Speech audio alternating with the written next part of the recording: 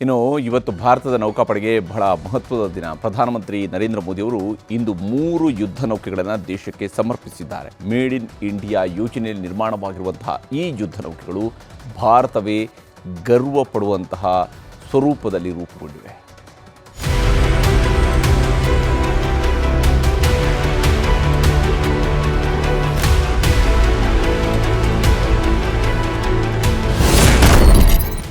ಆತ್ಮನಿರ್ಭರ್ ಭಾರತ್ ಕನಸಿಗೆ ಮತ್ತೊಂದು ಹೆಗ್ಗಳಿಕೆ.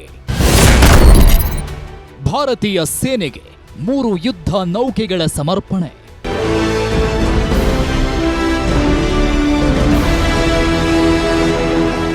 ಮುಂಬೈನ ಡಾಕ್ಯಾರ್ಡ್ನಲ್ಲಿ ಪ್ರಧಾನಿ ನರೇಂದ್ರ ಮೋದಿ ಭಾರತೀಯ ನೌಕಾಪಡೆಗೆ 3 ಬಲಿಷ್ಠ ಯುದ್ಧ ನೌಕೆಗಳನ್ನು ಸಮರ್ಪಿಸಿದ್ದಾರೆ. Make in India Atmanirbhar Bharat ಯೋಜನೆಯಲ್ಲಿ INS Nilgiri, INS Vaghsheer, INS Surat ಯುದ್ಧ ನೌಕೆಗಳನ್ನು ಲೋಕಾರ್ಪಣೆ ಮಾಡಿದ್ರು. ಬಳಿಕ ಮಾತಾಡಿದ ಪ್ರಧಾನಿ ಮೋದಿ, ಇದು ಭಾರತ ದೇಶದ ಹೆಮ್ಮೆ. ಈ 3 ಸಮರ್ಥ ಯುದ್ಧ ನೌಕೆಗಳು ಮೇಕ್ ಇನ್ ಇಂಡಿಯಾ ಯೋಜನೆಯಲ್ಲಿ ನಿರ್ಮಾಣ ಆಗಿವೆ. ಈ ಮೂಲಕ ವಿಶ್ವದ ಪ್ರಮುಖ ನೌಕಾಶಕ್ತಿಯಾಗಿ ಭಾರತ ಹೊರಹೊಮ್ಮಿದೆ ಎಂದು ಹೆಮ್ಮೆ ವ್ಯಕ್ತಪಡಿಸಿದ್ರು. गर्व की बात कि ये तीनों frontline platforms made in India है. मैं भारतीय नौसेना को, इनके निर्माण कार्य से जुड़े सभी साथियों को बधाई देता हूं. लंबी समुद्री यात्राएं, कॉमर्स हमारा एक समृद्ध इतिहास रहा है. आज का भारत दुनिया की एक मेजर मैरीटाइम पावर बन रहा है. ಭಾರತ ವಿಶ್ವದ 3ನೇ ಆರ್ಥಿಕ ಶಕ್ತಿಯಾಗಿ ಹೊರಹೊಮ್ಮುತ್ತಿದ್ದು, ಉತ್ಪಾದನೆ ಮತ್ತು ರಫ್ತು ಸಾಮರ್ಥ್ಯ ನಿರಂತರವಾಗಿ ವೃದ್ಧಿಯಾಗುತ್ತಿದೆ. ಮುಂಬರುವ ವರ್ಷಗಳಲ್ಲಿ ಭಾರತಕ್ಕೆ 100 ಹಡಗುಗಳು ಮತ್ತು ಹೊಸ ಕಂಟೈನರ್ಸ್ ಅಗತ್ಯವಿದೆ. ಹೀಗಾಗಿ ಬಂದರು ಅಭಿವೃದ್ಧಿ ಜೊತೆಗೆ ಸಾವಿರಾರು ಉದ್ಯೋಗ ಸೃಷ್ಟಿಯಾಗಲಿದೆ ಎಂದಿದ್ದಾರೆ. ನಮ್ಮ ನೌಕಾಪಡೆ ಸಾವಿರಾರು ಜನರನ್ನ ರಕ್ಷಣೆ ಮಾಡಿದೆ.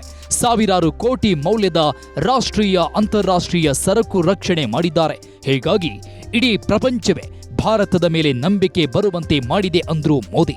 ಅಂದ್ಹಾಗೆ ಈ 3 ಯುದ್ಧ ನೌಕೆಗಳ ವಿಶೇಷತೆ ಏನಂತ ನೋಡೋದಾದ್ರೆ,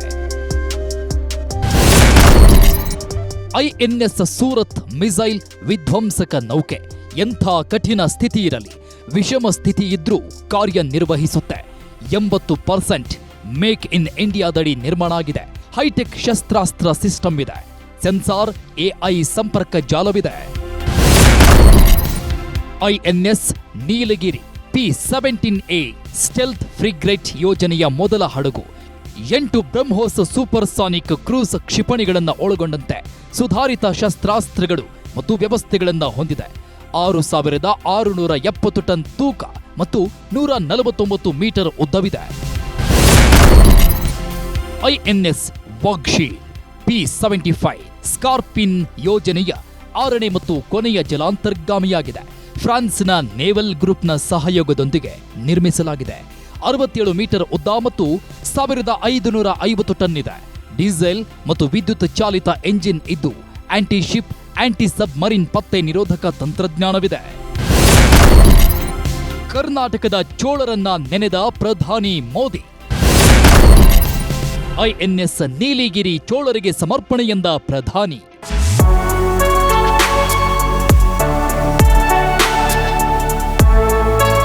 ಐಎನ್ಎಸ್ ನೀಲಿಗಿರಿ ನೌಕಾಶಕ್ತಿಯಾಗಿದ್ದ ಚೋಳ ಸಾಮ್ರಾಜ್ಯವನ್ನ ನೆನಪಿಸಿಕೊಂಡಿರುವ ಪ್ರಧಾನಿ ಮೋದಿ ಐಎನ್ಎಸ್ ನೀಲಿಗಿರಿ ನೌಕೆಯನ್ನ ಚೋಳರಿಗೆ ಅರ್ಪಿಸಿದ್ದಾರೆ.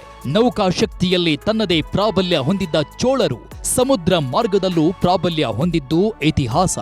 ಒಟ್ಟಾರೆ ಭಾರತಕ್ಕೆ 3 ಪ್ರಮುಖ ಯುದ್ಧ ನೌಕೆಗಳು ಸೇರ್ಪಡೆ ಆಗಿರುವುದು ಭಾರತದ ಹೆಮ್ಮೆ ಎನ್ನಬಹುದು. Bureau report, news 18.